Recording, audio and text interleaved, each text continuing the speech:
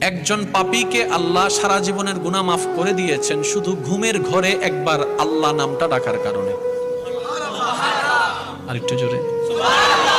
হাসরের ময়দানে একজন বান্দাকে আল্লাহ জান্নাত দান করবেন শুধু সে ঘুমের ভিতরে আল্লাহ বলে ডেকেছিল।